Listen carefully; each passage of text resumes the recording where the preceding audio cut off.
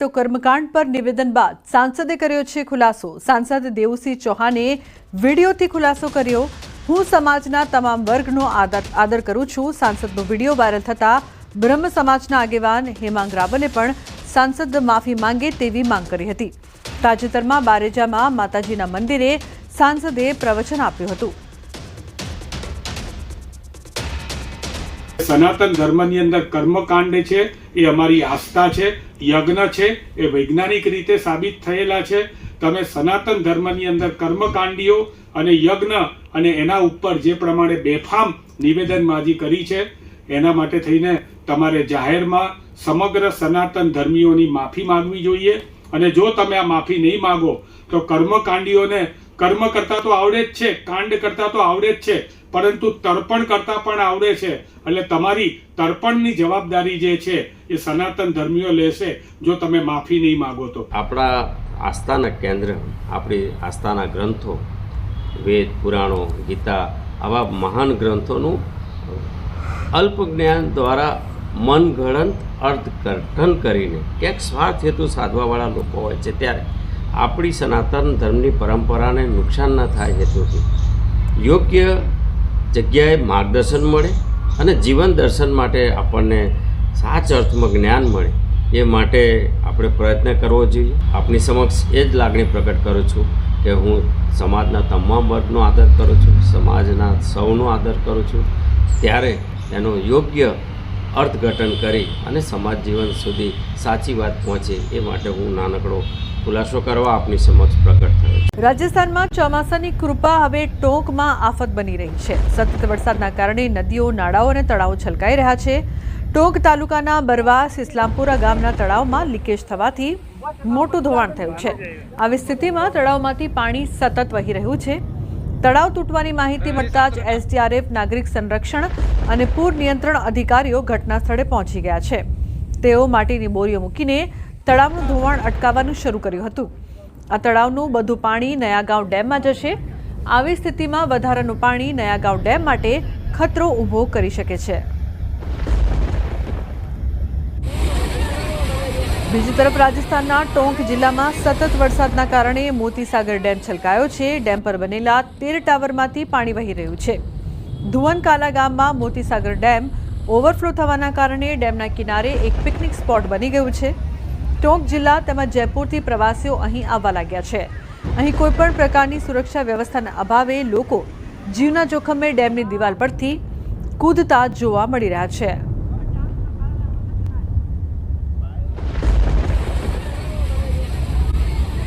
બાજુના પાડોશી રાજ્યોમાં ભારે વરસાદનો કહેર છે। રાજસ્થાન અને દક્ષિણમાં મહારાષ્ટ્રમાં, મુંબઈમાં ભારે વરસાદ વરસી રહ્યો છે। મુંબઈમાં ગઈ રાતથી વરસાદ પડી રહ્યો છે તો અંધેરી સબવે બંધ કરી દેવામાં આવ્યો છે।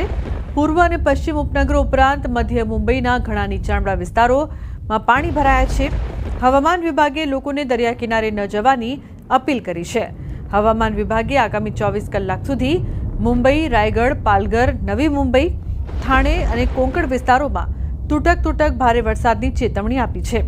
આજે મુંબઈના 2 અલગ અલગ સમયે દરિયાકાંઠા પર હાઈટાઈડની ચેતવણી અપાઈ છે, જેમાં સવારે 9:30 વાગ્યા બાદ રાત્રે 8:30 વાગે 3.4 મીટર ઊંચાઈના મોજા ઉછળી શકે તેવી આગાહી કરાઈ છે। તો આગામી 48 થી 72 કલાક દરમિયાન મહારાષ્ટ્રના મુંબઈ, થાણે અને પાલઘર જિલ્લામાં ભારે વરસાદ, વાવાઝોડા અને ભારે પવનની આગાહી છે। સાથે રાયગઢ જિલ્લામાં ઓરેન્જ એલર્ટ અપાયું છે। આજે મુંબઈમાં 95% વરસાદની શક્યતા છે। ખાસ કરીને મોડી બપોરે અથવા સાંજે ભારે વરસાદની શક્યતા છે। છેલ્લા 48 કલાકથી પાણી ભરાઈ જવા અને ટ્રાફિક ખોરવાઈ રહ્યો છે।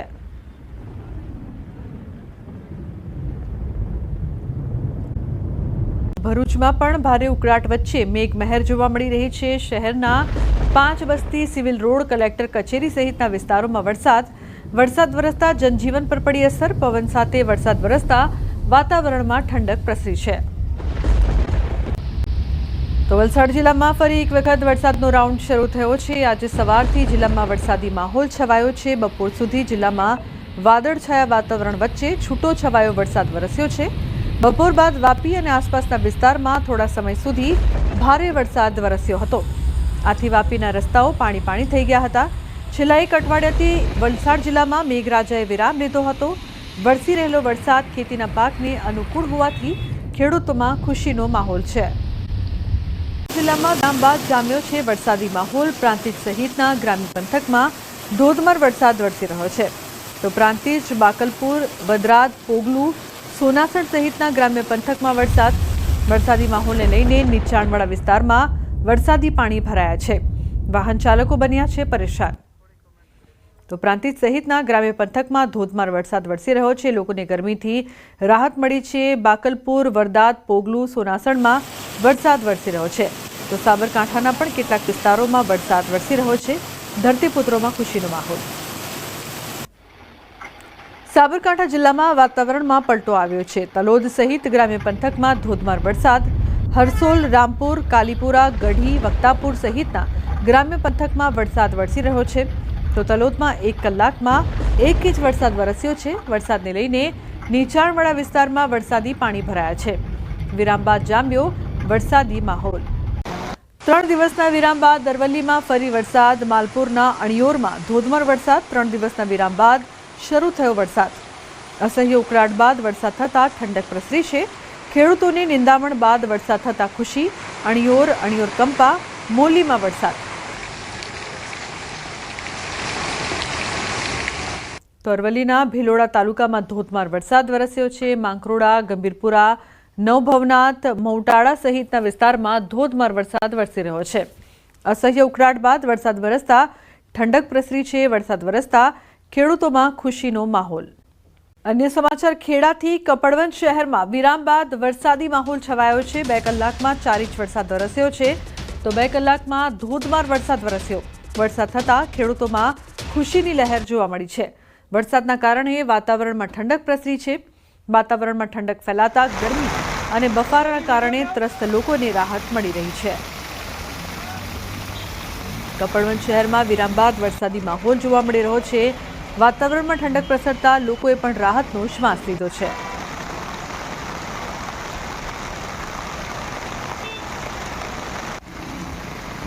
ખેડામાં વરસાદ. 2 કલાકમાં 4 ઇંચ વરસાદ વરસ્યો. ગુજરાતમાં ભારે વરસાદ. હવામાન નિષ્ણાત અંબાલાલની આગાહી. હજુ બંગાળનો ઉપસાગર વધુ સક્રિય થશે. ડીપ ડિપ્રેશન કે લો પ્રેશર બનવાની પણ શક્યતા છે. તો ગુજરાત સુધી થઈ શકે છે અસર. અંબાલાલ પટેલની આગાહી છે. 28 જુલાઈ બાદ ગુજરાતમાં પવનનો મારો હશે. રાજ્યના ઘણા ભાગોમાં તેજ પવન ફૂંકાશે. તો કેટલાક ભાગોમાં 50 કે 60 કિલોમીટરે ફૂંકાઈ શકે છે પવન. 4 થી 8 ઓગસ્ટે ફરી એક વરસાદી સિસ્ટમ બનશે. 6 થી 10 ઓગસ્ટે દક્ષિણ ગુજરાતમાં સારો વરસાદ વરસશે. તો 2 ઓગસ્ટ બાદનું વરસાદી પાણી કૃષિ પાકો માટે સારું નહીં તેવું પણ અંબાલાલ પટેલે કહ્યું છે. તો ખેડૂતોને કર્યું છે સૂચન. ઓગસ્ટ અને સપ્ટેમ્બરમાં પણ સારો વરસાદ થશે. ઓક્ટોબર મહિના સુધી વરસાદ રહેશે. 4 થી 8 ઓગસ્ટમાં ગુજરાતમાં વરસાદ. તો 17 થી 19 ઓગસ્ટમાં ફરી એક વરસાદી સિસ્ટમ આવશે. 23 ઓગસ્ટ બાદ વરસાદની તીવ્રતા ઘટશે. પર્વત આકારનો મેઘ જ્યાં ચડશે ત્યાં પડશે 3 સપ્ટેમ્બરથી વરસાદ. તો અંબાલાલ પટેલનું સૂચન. ઝેરી જીવજંતુનો પ્રકોપ પણ વધી શકે છે. પૂર્વ નક્ષત્ર અંગે અંબાલાલ પટેલનું સૂચન. 13 સપ્ટેમ્બર બાદનું વરસાદી પાણી સારું. 27 સપ્ટેમ્બરથી 5 ઓક્ટોબર વચ્ચે પણ વરસાદ વરસશે. એટલે કે ખેલૈયાઓ માટે અંબાલાલ પટેલે માઠા સમાચાર આપ્યા છે. આ વર્ષે નવરાત્રિમાં પણ વરસાદ પડી શકે છે. આ વખતે નવરાત્રિમાં વરસાદ વિલન બની શકે છે. દક્ષિણ ચીનમાં જે ટાઇફૂન બનેલું હતું તેના અવશેષો બંગાળના ઉપસાગરમાં આવતા બંગાળનો ઉપસાગર વધુ સક્રિય થશે અને તેમાં ડીપ ડિપ્રેશન કે લો પ્રેશર બનવાની શક્યતા રહે છે. જેનો માર્ગ પણ છત્તીસગઢના માર્ગમાં થઈને પૂર્વીય મધ્યપ્રદેશના ભાગમાં આવશે. ત્યારબાદ લગભગ પૂર્વીય ગુજરાતના ભાગોમાં આવશે. પૂર્વીય ગુજરાતના ભાગોમાં ભારેથી અતિભારે વરસાદ થવાની શક્યતા રહે છે. તારીખ 28 જુલાઈ પછી વિન્ડ ગત જબરજસ્ત રહેશે. પવનનો સપાટો વધારે છે. પવનનો સપાટો કોઈ ભાગમાં તો 50 કિલોમીટર અને ક્યાંક 60 કિલોમીટરનો પણ પર અવર થઈ શકે છે. અને ત્યારબાદ બીજી એક લો પ્રેશર સિસ્ટમ 4 થી 8 ઓગસ્ટમાં બનવાની શક્યતા છે.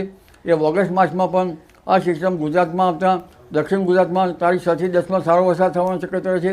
ગુજરાતના અન્ય ભાગોમાં સારો વરસાદ થવાની શક્યતા છે. આ વરસાદ મોટા ફોરાનો છે.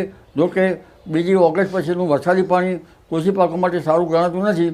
એટલે વરાપ કૃષિ કાર્યો કરવા સારા રહે અને ઓગસ્ટમાં પણ સારો વરસાદ થવાની શક્યતા રહે છે, સપ્ટેમ્બરમાં પણ સારો વરસાદ થવાની શક્યતા રહે છે અને વરસાદ છેક ઓક્ટોબર સુધી ચાલવાની શક્યતા રહે છે. જી, ઓગસ્ટ માસમાં 4 થી 8 ઓગસ્ટમાં જે સિસ્ટમ બની રહી છે એનો પણ ભારે વરસાદ થવાની શક્યતા રહે છે. આ ઉપરાંત લગભગ 17, 18 અને 19 ઓગસ્ટમાં પણ એક બીજી સિસ્ટમ બનશે જે પણ ઓગસ્ટમાં પણ સારો વરસાદ લાવશે. લગભગ 23 ઓગસ્ટ પછી વરસાદનું પ્રમાણ ઘટશે અને પર્વતાગરનો મેઘ જ્યાં ચડે ત્યાં પડશે. 3 સપ્ટેમ્બરમાંથી જે વરસાદ થવાનો છે તેમાં લગભગ ઝેરી જીવજંતુઓ વધવાની શક્યતા રહેતા ખેડૂત ભાઈઓએ જે પાથરા જે ખેતરમાં પડ્યા છે તેમાંથી પાથરામાં વીંછી વગેરે જે જંતુઓ કે ઝેરી જીવજંતુઓથી સાવચેત રહેવું પડશે. પૂર્વા નક્ષત્રમાં કહેવાય છે તો વર્ષે પૂર્વા તો ખેડૂત બેસે ઝૂલવા. 13મી સપ્ટેમ્બર પછીનું વરસાદી પાણી સારું છે અને 27 સપ્ટેમ્બરથી 5 ઓક્ટોબર વચ્ચે ગાજવીજ સાથે વરસાદ થવાની શક્યતા રહેશે. 17 ઓક્ટોબરે દરિયામાં લગભગ પવનની ગતિ વધુ રહેવાની શક્યતા રહે છે. જ્યાં વરસાદ ચડે ત્યાં પડવાની શક્યતા રહે છે.